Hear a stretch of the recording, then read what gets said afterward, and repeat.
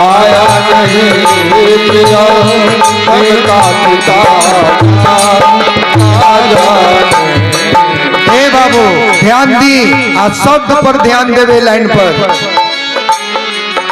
जो वेद पढ़े और भेद करे, जो वेद पढ़े और भेद करे, जो वेद पढ़े और भेद करे, मन में नहीं निर्मल तालाए, मन में नहीं निर्मल तालाए, मन में नहीं निर्मल तालाए। कोई कितना भी चाहे, कोई कितना भी चाहे ज्ञान कहे, जय हो भगवान को पाना क्या जाने दो।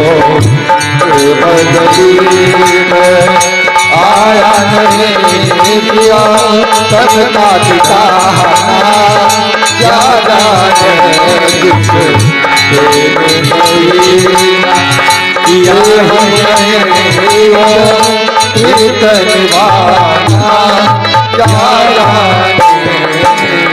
कोई कितना भी चाहे ज्ञान कहे भगवान को पाना क्या जाने। अब हमनी के बैठ के चौराहा पर मंच पर केतनो भाषण दिया जाए लेकिन है सही नहीं थे, फिर भगवान बड़ा दूरी बा भाई। आगे ए दुनिया गोरख धंधा है, ए जग माया में अंधा है। ये दुनिया गोरख धंधा है, मोह माया में अंधा है। ए जग माया में अंधा है, ये जग माया में अंधा है। ये जग माया में अंधा है। जिस अंधे ने प्रभु को देखा नहीं, जिस अंधे ने प्रभु को देखा नहीं, ओ रूप बताना क्या जाने। जिस अंधे प्रभु को देखा नहीं, उस रूप बताना क्या जाने। जो बदली में आया नहीं हो निभाना क्या जाने।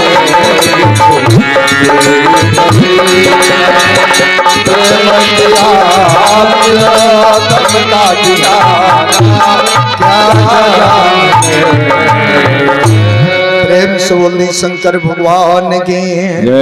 एक चीज पकिया बा भैया, कलयुग में लाखों घटना बा कि विद्वान के भगवान ना मिल सकेला, लेकिन एगो पागल के भगवान मिल जाला, एगो मूर्ख के भगवान मिल जाला।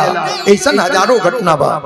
अबे मेरा समय नहीं गए, बड़ा समय बाद सुना दे बाप न। ध्यान दी, पहले रौरा लड़का बने के पड़े 6 महीना का, और 6 महीना के लड़का के आगे एकदम गेहूं कोबरा फेंक दी, कोबरा तो देह में डर बा। 6 महीना के लड़का के आगे कोबरा फेंक दी तो डेराई केकरा से मौत बा। जब ये भाव आ जाई वो दिन भगवान मिल जाए। लेकिन जे दिन लेट हुआ जाता केतनो वेद पढ़ ले न, लेकिन भेद बा सब देखा उठे बा न। अब एजा पंडित जी विद्वान बने, हजमा के लग ज्ञान लिखे। सुबह में कहलस कि का बतियाओ तो ले हो, चुप्पे कुछ बतियोल का कले हो। सुनो पहले के एक उड़ना बा अब वही पर गुजर करे के बा तो हम कहतनी हम तो के लेके आयल बनी तो जिम्मेदारी हमार बा। पंडित जी बड़ा प्रेम से कहले ए हजाम भाई सुनो तू गरीब आदमी बड़ो मेहरारू के ले बड़ो तो हम ले बन तो जिम्मेदारी न बा माँ तो काम करो उहे एगो बा बगम्बर वे जाड़ा के महीना बा ताजमा को कोहल का चाहत पंडित जी कहले एक और शंकर जी हो जाई हैं एक और हम अब बिचवा में तू सूती रही ठंडवा कम लगे बिचवा में तो हाजमा कहल चालू भइल बड़ो अरे उनका ऊपर आओ कई गो हे तर कैले बड़े गटैया में अब बिचवा में सूतो तो कहीं ठोक दई सो ते जे सुतल रह जाइबो चालू भइल बड़ो अरे जिंदा छोड़िए सो ओई में भेज तड़ो कहले कि सुनो जाड़ा के महीना बा बीचवा में कम ठंडा लगी ऐसे कहतनी हाजमा भागे लगल। शंकर जी कहले पंडित जी काहे हल्ला होता काहे तो पंडित जी कहले देखी ना कहनी कि लिया कायल बनी गरीब आदमी बनी शंकर जी के लगे के गो बा ठंडा के महीना बा यहाँ से कहनी कि रउआ बीचवा में सूत रब हमनी का रिया रिया वही खतरी यहाँ खिसिया तनी। शंकर जी कहले सुतले के कौन झगड़ा बा अगर वो बीचे में ना सूती है हजाम बीचे में ना सूती है तो हम ही बीचे में सूत रहो रउआ लोअरी आ रिया हाजमा कहलो सी तो वो करो से खतरनाक हो गई ले अब इन बीचवा में तो एके लंग रोल बिहारिया आ रही वो बीचे में सूती है। अब तो हाजमा मजबूर बा सूते के पर हाजमा सूता हो एगो हाथ पर मुड़ी धो के रात भर आंख उलाट के और सांप के फोन पर निहारता कहीं टुका न दे से रात भर कोनो तरह बेचारा कटलस भोर भइल तनी अजोर भइल त धीरे से उठ के गइल पंडित जी के गोड़तारी आ गोड़ पकड़ के खींचलस आ कहलस पंडित जी जल्दी भागी धीरे से बोलत रहे कि शंकर जी सुन न ले मने जागे मो गोड़वा खींच के भागी अजोर हो गइल बचली तो पंडित जी कहले विदाई न लो ले हजमा कहला सा घायल बड़ो काबा करे लगो मारे का विदाई लेबो भाग पंडित जी कहले ठीक है को तड़े चलो पंडित जी उठले तो ले सतई शंकरो जी उठ गेले। शंकर जी कहले ए पंडित जी आई इतना मेहनत के लिए बनी विदाई न लेके जाए तो हजमा को तो अब का दे रे कौन विदाई दे का लो कुछ लौकता ए जा पंडित जी गईले तो धुइया में से चिटकी ना नाश्तवा करे खातिर चिटकी से उठौले रे आय विदाई दे तो मुट्ठा से एक मुट्ठा राखी उठौले कहले पंडित जी लिया जा पंडित जी ले ले आ मुरिया में खूब बढ़िया से बांध के आ खूब ढंग से धले ले हाजमा ना होते रहे। पंडित जी उतना दूर गईले हजमस कर ले आई ना रोडो आई ले जाई ना आई तो ले शंकर जी एगो पीढ़ा सोना के बना के फेंक देले कहले पंडित जी बैठी आ ले जाए बैठ गए। अब इतना लालच देखल तो हजमों के हिम्मत हो गई उहू का गोवा एगो फेंक ले आ ऊ बैठल तो लकड़ी हो गई विश्वास नहीं के बैठल कहले गई विदैया झंक मार काइल बेचारा एक मुट्ठा उठा के दहले लबड़िया है उतर लपेट के कलसी तो लइको खा के आघा जाए धल ले लेके चले लगले हजमा कहल चल अब ये विदाई से लइको फैको कई महीना खा लिए सो चल एक खातिर न गोले कुछ दूर गई लो तो ले शंकर जी के याद आ गई कहले कि रे तिलक लोग चढ़ा के जाला पाहुन सो तो ओकरा के विदाई कल जाला सिवान हेलाउल जाला हमार तो बड़ा बेइज्जती भइल ले उ चुपे जाइलो त का कहिलो बड़ा शिकायत होई न अब इन कुछुए दूर गइल होइलो तो ले डमरुआ लेके बजौले ना 20,000 भूत 20,000 भूत होकारा दे के लोग पहुंचल शंकर जी कहलो का हमाली काहे बोलौनी है शंकर जी कहले सुने एक खातिर बोलौनी है वो मेहमान लोग जाता तन सिवनवा हेला दो सिवनवा तन हेला दो ए बाबू आज्ञा पोले सो भूतवा हो हकारी के चलले सो ए बाबू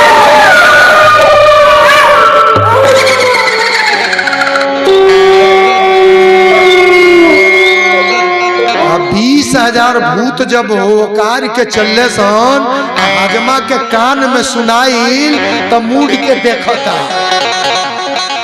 मुड़ के देखलस पीछवा ई हाला कैसा तो देखलस खाली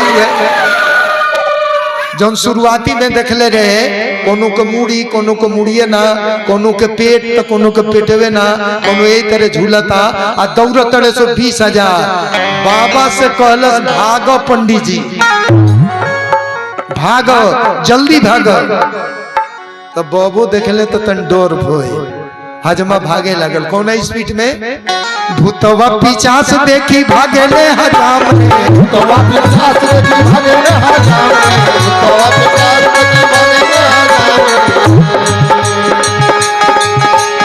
भूतवा पिचास देखी भागे ले हजाम रे, भूतवा पिशाच देखी भागे ले हजाम रे, भूतवा पिशाच देखी भागे ले हजाम रे। भागतड़ जैसे भागले लीले गाय, भगतन जैसे भागले लीले गाय, भगतन जैसे भागले लीले गाय।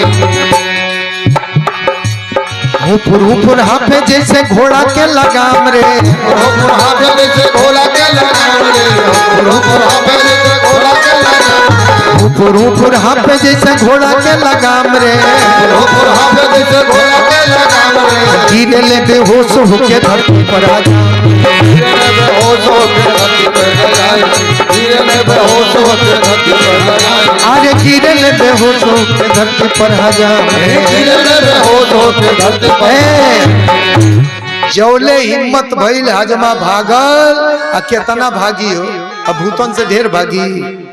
जितना हिम्मत भइल भागल गिर गई, आ जैसे गिर भूतवा चारों ओर से देहिया टूटे लगले।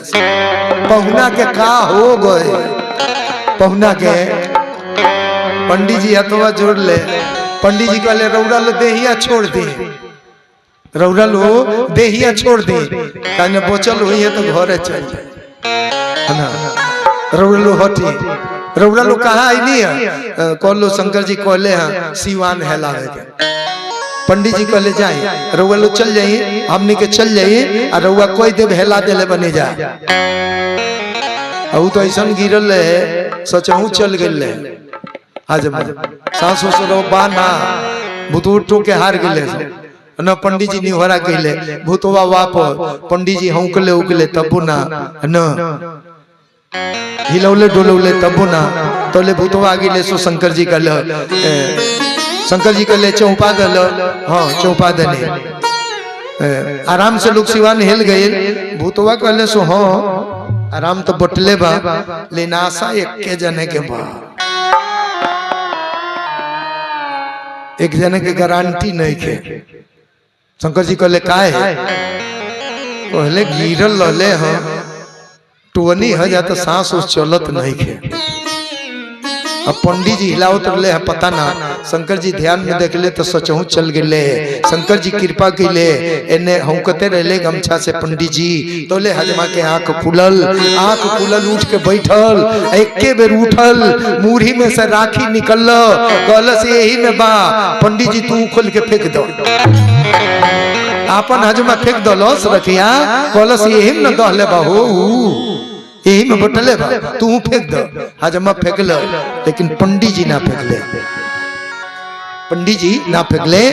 चलिए लोग घरे, हजमा के घर पहले ही पड़ल, आ 2 घंटा पहले हजमा के हजमिनिया जो घर में रहे एगो मड़ई रहे, जैसे ही पहुंचल, एकरा पहुंचे से 2 घंटा पहले एकरे मड़ई में पंप सेट चालू हो गए, और पंप सेट से पानी ना खाली राखी निकलत रहे, राखी आ पूरा बनेरा तकले खाली घरवा राखी राखी भर गए पूरा।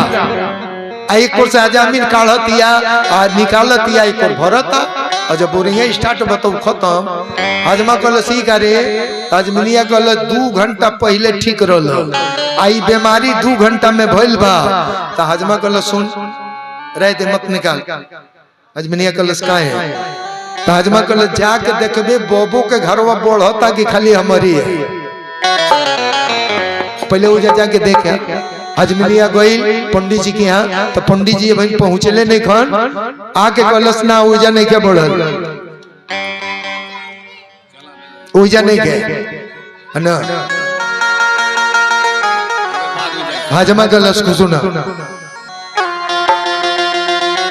ए जा रहे दे हम आवतनी पंडित जी पहुंचल बड़े हजमनिया गलस ना हजमा गलस जाए दे हमरा के हजमा चल गेल पंडित जी के द्वार पर पहले ही से बैठ गए कि देखी कब पंडित जी पहुंचे ले आ पंडियो जी जब सिवान में घुसले तो उन्हों के मुरही बढ़े लगल मुरहिया इतना बढ़ल कि धोती खुल गए बड़हन के गठरा हो गई धोती खुल गई घिसराव आज डेराइल बड़े पंडित जी ए बेरा घिसरा आंगन में गईले आंगन में कैसो कैसो गईले जाके दूसर धोती पहन ले हजमा पहले से बैठल बा कहलस हजमा ए बाबा ई का आ तो देख नसीबन वाले ठीक रहल आ पता नसीबन में का ढुक गइल अगना में बा मोटरी हजमा कहलस एगो बांस मंगाओ बड़हन के बांस आइल हजमा कहलस रास्ता पूरा छोड़ दो भागे वाला रास्ता क्लियर रहे द्वार केहू रही ना का जब मारब हम ते में से कुछ निकली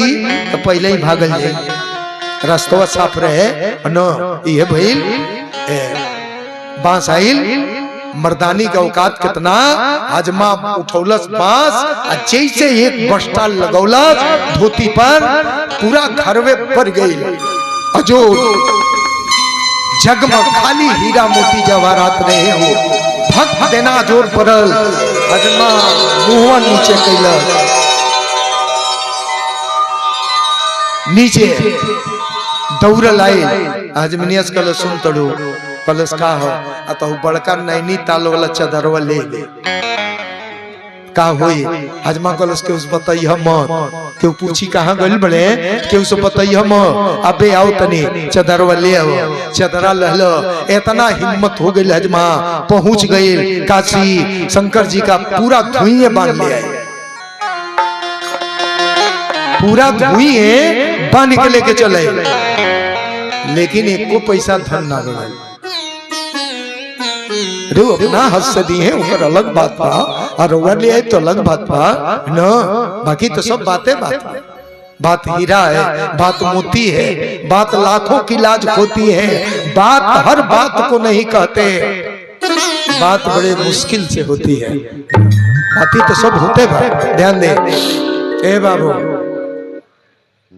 हजमा पंडित जी के लग गई कलेश बेईमानी हो गई बाबा कले की कुछ ना तू फेंक दल तो हम का करी कलश फेंक दल हम का करी हम पूरा शंकर जी के धुइया उठा लेने तब वो नहीं के बढ़ पंडित जी कहले उसे ना बढ़ी जहाँ तू फेंक दल हजमा गइल जहाँ फेंक ले रहे राखी सब उड़ गई रहे वो जाके माटी कोड़ के ले आए माटी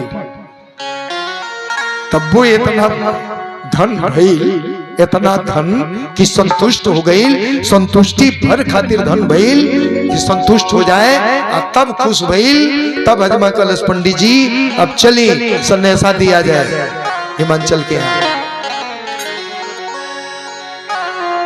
दोनों जाने लोग गई सबसे पहले मैना जी अली भाई लड़की के सवाल बा बेटी का दामाद कैसन बड़े न इलो तिलक चढ़ा के आइल बा मैना जी अली न पूछली दामाद कैसन बड़े पंडित जी तो ना बोले हजमा को लस बहुत सुंदर एक नंबर फर्स्ट क्लास रे बतैबो कि खाली बखाने करबो कलश माई एगो काम करो दामाद तो बड़ा बढ़िया बड़े लेकिन रउआ जाई दामाद के देखे तो सथवा में एक लोटा पानी ले जाए एक लोटा पानी लेके तब जाए दामाद देखे मैना जी को ली का है रे तो हजमा को दांत लागी तो देखले के बाद दतवे लागी नो दांत लागी तो पनिया रही तो छोड़ावे में आसान रही कहले से एक हाथे में पानी ले ली हो आ एक हाथे में लंटेर दिया लंटेर मैना कलियू का हुई अते इतना गोरहर बाड़े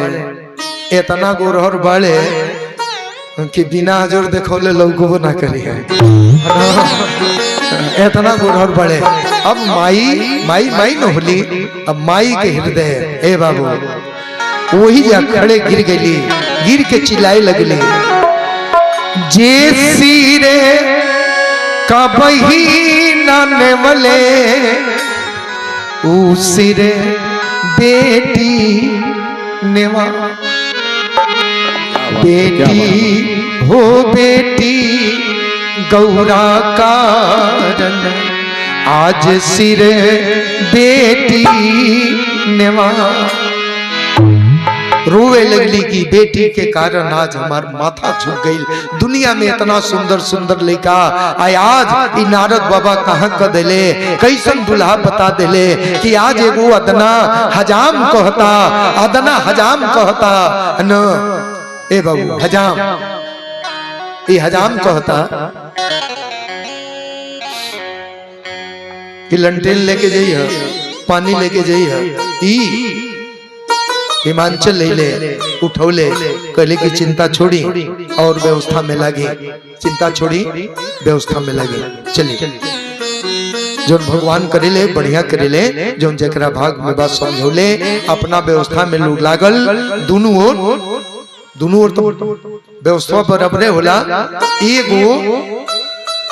एगो नियम न, एगो आइटम मैंने बेटिया के यहाँ ज्यादा होला, बाकी सब जितना बेटा के यहाँ उतना बेटिया के यहाँ, मैंने जितना नियम बा न, नहवावन नौचू से लेके हरदी मट्टी कोड़ा से लेके एगो नियम का बेटी के हाथ ही खोला सिंदूरदान, ये बड़े उद्देश्य होला है ना। कई लोग अपना तैयारी में और उन्हें अपना तैयारी में, सारा लोग पहुंचल, देवता लोग पहुंचल। अब शंकर जी के सजाओ, शंकर जी का सारा देवता लोग आइल, देवता लोग शंकर जी से कहल, शंकर जी कहले का है, बियाह तो तय हो गई, कहले हाँ बियाह तो तय हो गई। तो ये बताई, अब मजे के बात बा, ये बताई, एगो लोग पूछा था, ये बताई कि घर दुआर बा रहे के, कुछ खाए पिए के, असली बात बा ध्यान दी। गण लोग पूछल बियाह करके आई, घर और बा दुल्हन के में रही है, कुछ खाए पिए के, तो कहले धन के चिंता ओकर होके, घर के चिंता ओकर होके, जेकर कुछ होके, हमार न घरे बा न धने बा, चिंता तो वो करेला जेकर ह। गण लोग कहल जब बात करतनी केहू है नहीं के ना थे रिश्तेदार, कहले कि केहू ना, गण लोग कहल केहू ना, कहले कि ना एक जन बड़े, एक के को हमार बटले बा, न घर न दुआर न रिश्तेदारी, तो वो एगो के है। तो शंकर जी कहले नाता एक राम जी से दूजी नाता छोड़ दे, नाता एक राम जी से दूजी नाता छोड़ दे, नाता एक राम जी से दूजी नाता छोड़ दे, नाता एक राम जी से दूजी नाता छोड़ दे, नाता एक राम जी से दूजी नाता जोड़ दे।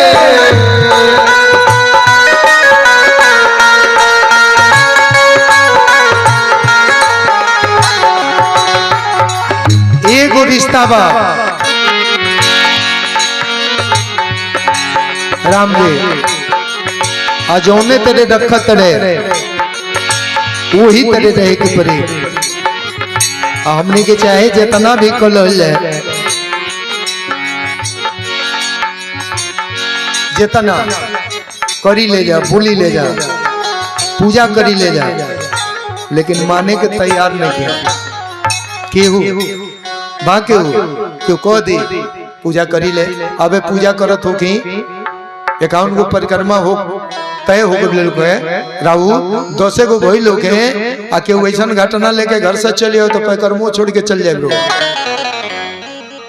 मेन बात तई बात जहिया अगरबत्ती जरावत हो कि अगर न ध्यान देले हो कि आज हम बता देतनी, जब रउआ कपूर अगरबत्ती घर में या मंदिर में धराई ले, आंख बंद करी ले, तो ठाकुर जी के तो दिखाई ले, लेकिन ध्यान रहेला पश्चिम वाला खेत पर, पूर्व वाला खेत पर, गोरखपुर दुकानी पर, एने अगरबत्ती आते में बा ध्यान कहीं और रहेला कि हो वाला का भइलू का ना चिंता।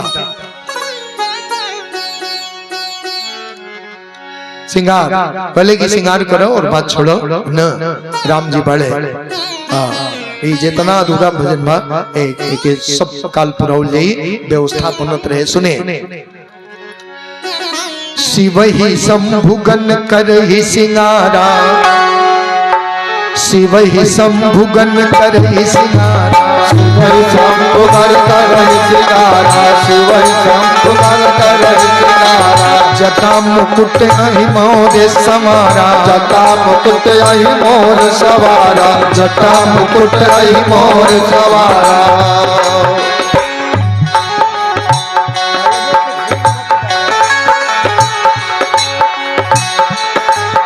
जटा मुकुट अहि मोर सवारा। अहि मने का होला? अहि मने सांप। अच्छा सांपे को हमनी को मोर बोने तो अच्छा लगी हो। विवाह अध्यात्म, हाथ में त्रिशूल का है बा, गले में सांप का है बा, खाली सांप बिच्छू के गहना का है बनोले का है जोने के नाम है काल। आज भी माई लोग ध्यान दे, आवश्यकता से अधिक ये बेटा आवश्यकता से अधिक रौरा गहना बा देह पर तो काल बा, वो खतरा आज भी बा। गहना सिंगार तो तब होला कि सरकारी या प्राइवेट घर भर कर्जा से लदाइल बा मालिक और वो एक झोरा पेटी में धैले बने तो सिंगार ना हो सकेला। ओके हटा के घर के इज्जत बचा दे जाए तब वो सिंगार हो सुहाग होए ना। बड़ा कुछ नियम बा तो सर्व के माने भस्म काहे पोतत रे ई पहले ही के देह के ये गति होई अंत में रात बने के बा बिहार थोड़ा ना अध्यात्म। अब बहुत गण लोग कहल कि नहीं के पैसा कौड़ी ते काम होके विष्णु से मंगा जा मुकुट हीरा मोती का कहले कि ना ऐसा चीज कोनो धारण ना हुई जोने में द्वेष हो के काहे अत हम धारण करब ताई देख के केहू के द्वेष भी हो सकेला। काश तैसन काम नहीं के करेगे है ना। अब फिर जौन चढ़ेबो उतर जाई। शंकर जी कहले ऐसा मौर बनावो कि जौन जीवन में कबो उतरबे ना करे। आइले के उबा धरती पर के दुल्हा जेकर मौर न उतरल होके सिर फेंक के गो शंकर जी बाड़े जेकर जौन मौर चढ़ल कबो उतरल नाही। ई ना सिंगार तो होते रहे ना। ये तरह लोग सजाओ था सिंगार तो काल कराउल जाई लेकिन चलिए आधा लाइन बोल ली समय हो गिल बा। भोला दूल्हा बने, भोला दूल्हा बने फागुन महीना आई। भोला दूल्हा बने, भोला दूल्हा बने फागुन महीना आई। भोला दूल्हा बने, भोला दूल्हा बने फागुन महीना आई। अरे फागुन महीना आइल बा, अरे फागुन महीना आइल बा हो, फागुन महीना आइल बा, फागुन महीना आइल बा। भोला दूल्हा बने फागुन महीना आइल बा। भोला दूल्हा बने, भोला दूल्हा बने फागुन महीना आइल बा। शिव दूल्हा बने, शिव दूल्हा बने फागुन महीना आइल बा। शिव दूल्हा बने, शिव दूल्हा बने फागुन महीना आइल बा। खाली ये बेरा के टेलर प्रोग्राम बिहान न बुझा तब ये नौ लाग जाए ब्याह करत में। अब जहाँ बाने दुआली भगवान के नाम ले आए, फिर आरती, फिर प्रसाद, फिर घर के प्रस्थान है ना। पहले जहाँ बानी दुआली कीर्तन कले। नाम भगवान का जो दिल से लिया करते हैं, नाम भगवान। देखिए भगत जी के तरफ से 20 रुपया लास्ट टाइम चढ़ाओ को ध्यान दे। हाँ भी एने को काम करो संक्षिप्त में काल पुराई भाव में भगा होगा के तो एगो नेक होला ढेर तना कब लेकिन रुआ लो। हाँ एक और बात बता दे, जौन 45 साल ये जीवन संत लाइन में गुजारल बा ते आदमी करत करत अभ्यास हो जाला, चढ़मत हो तो सुजान। डॉक्टरी पढ़े में कुछ समय लागेला, बाद में व्यक्ति डॉक्टर होला, आ कुछ दिन प्रैक्टिकल करेला तो प्रैक्टिकल से भी कुछ हो जाला। तो हमनी के संत के काम है, 1 मिनट भैया बैठ जाइए, 1 मिनट, ई बहुत जरूरी बा, जग के प्रभाव तबे बा। हमनी के काम बा, जैसे एगो संत नहात होके पानी में और में बिच्छी आ जाए तो उस संत बिच्छी के बचावे 3 के किताब में बा। और बिछिया डंक मारे, बिछिया डंक मारे, फिर भी साधु बचा देले। एगो किसान देखत रहे, कलश बाबा उ मारत या बार बार और वो बचाओ तनी छोड़ देले रहती मर जाई। तो साधु वो कहले एकर स्वभाव है डंक मारल, एकर ये स्वभाव भाव। अब सांपे के दूध पिलाई तो काटी ना, ओकर स्वभाव काटी, तेकर स्वभाव आ संत के स्वभाव पर अच्छा कइल। तो हमाइल बनी तो जोन पोले बनी तो उन तो दे दे। एगो काम करी, रुआ लो बिहान से 3 दिन मैंने 3 दिन ले आए, आ 1 दिन हम बांटब। 2 मना चावल कितना होला हो? 1 किलो हो जाए तो तनिए से 4 दाना बेसी चाहिए। और वही में 2 गो दूबी के पुलुई रख ले, हल्दी देने मत डालो। हम जब ये जैसे बना के दे तब हल्दी की जरूरत पड़ी, रुआ ये 2 गो चीज ले आए, अब फिर बना के हमरा के दे दोगबा। घर में कहाँ कहाँ धराई, सब दवाई घर ही में बा। अब घर में बेटा पुतु इमानत नहीं खन तो रुआ कहो तनी डॉक्टर से सोखा से दिखाओ तनी, रे इमानत नहीं खन सो बीमारी हो गइल बा। कोनो बीमारी ना हो, घर में किच किच बा, उ बीमारी ना हो, दोष है। आ दोष बा, अनाज के दोष होला, लम्हर दोष होला। पूरा महाभारत वही पर टिकल बा, वो दोष का ऊपर है ना। द्रौपदी के सारी खिंचात रहे, सबके माथा नीचे रहे, सब अनाज के दोष रहे। वो में भीष्म चैते हैं तो 1 मिनट में सबका भून सकत रहे। तो कुछ आयल बनी तो मंगल तो चाहिए, बक्सा में, तिजोरी में, बैग में, कहाँ कहाँ धरे के बा उ तो जइया हम दे तहिया बता दे। बरुआ मैंने 1 किलो से तनका सा दिखा 2-3 दिन पहले जमा करब, आ जब सबके आ जाई, कैसे भी नहीं आई भी नहीं बांट नहीं तो फिर हमारे लोग को बाजार लगे लगी तो देहजी बनाई ना न, इकट्ठे बनी इकट्ठे बटा जाई, आ फिर उ रौ रही को वापस जाई, खाली 3 दिन जमा हुई। ई तो ले आए। अब ये एगो नेग होला भाई, शंकर जी के हत चाहे ढेर ना करावल जाए, एगो नहछू भर करावल जाए, बाकी और कुछ करावल जाए है ना। अब उतना समय नहीं गए तो रउआ लो मैंने विचार हुई कि हाँ शंकर जी के में चले के बा। वैसे तो बहुत लागेला, अगर जकरा जरूरत था तो पार्वती मैया खातिर, शंकर जी खातिर वो कपड़ा लता, लेकिन वो तो दियाते ना, मन करी तो करो, खाली हमरा दर्शा दे है ना। अब चलिए दुआली कीर्तन करिए। नाम भगवान का जो दिल से लिया करते हैं, ए जमनाई कहीं नहीं है ना। हेलो, ए जे क्यों मत आई हो, जैसे गुण लगी हो जा ठाकुर जी का, हमने के पगला जाए। नाम भगवान का जो दिल से लिया करते हैं, उन्हीं भक्तों से प्रभु प्रेम करते हैं। भगवान का जो दिल से लिया करते हैं, उन्हीं भक्तों से प्रभु प्रेम करते हैं। भगवान का जो दिल से लिया करते हैं, उन्हीं भक्तों से प्रभु प्रेम करते हैं। भगवान का जो दिल से लिया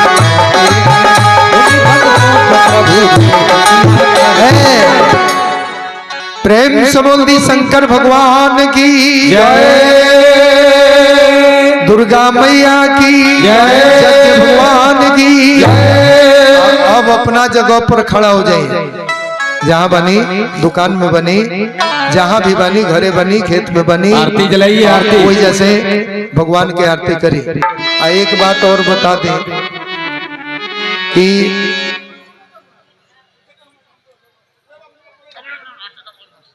का भाई